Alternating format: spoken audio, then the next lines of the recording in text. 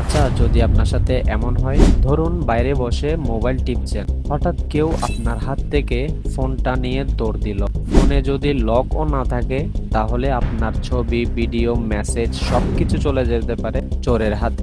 এতে আপনি অনেক দিক দিয়ে ক্ষতিগ্রস্ত হতে পারে। কিন্তু আপনি কি জানেন, ফোনে এমন একটি সেটিংস আছে, ফোন কেউ হাত থেকে ছিনিয়ে নিয়ে দৌড় দিলেও অটোমেটিক আপনার ফোন লক হয়ে যাবে। কিভাবে করবেন এই সেটিংসটি আমি আরেকবার আপনাদেরকে দেখিয়ে দিচ্ছি। প্রথমত আপনার মোবাইলের সেটিংসে যাবেন। সেটিংসে যাওয়ার পর নিচে একটু স্ক্রল করলে দেখতে পারবেন গুগল, এই অপশনটা ক্লিক করবেন এবং অল সার্ভিসে ক্লিক করবেন। অল সার্ভিসে ক্লিক করার পর নিচে একটু স্ক্রল করলে দেখতে পারবেন থিফট প্রোটেকশন, এটার মধ্যে ক্লিক করবেন। এখানে এলে দুইটি অপশন দেখতে পাবেন, একটা হচ্ছে থিফট ডিটেকশন লক আর একটা হচ্ছে অফলাইন ডিভাইস লক। মূলত দুটি অপশন অন করে দিবেন। এতে আপনার ডাটা চালু না থাকলেও চোরে মোবাইল নিয়ে গেলে অটোমেটিক আপনার ফোন লক হয়ে যাবে। এমন ইনফরমেটিভ ভিডিও পেতে ফলো দিতে ভুলবেন না। ধন্যবাদ।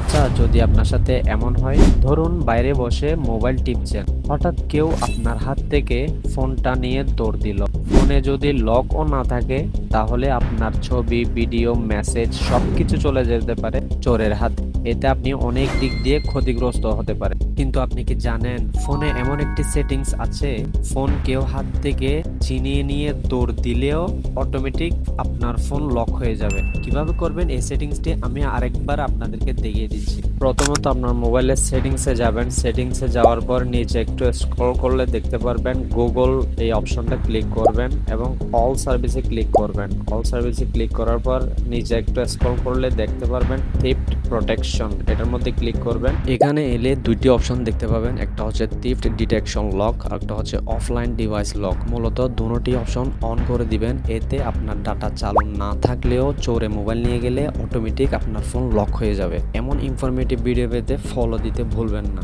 ধন্যবাদ।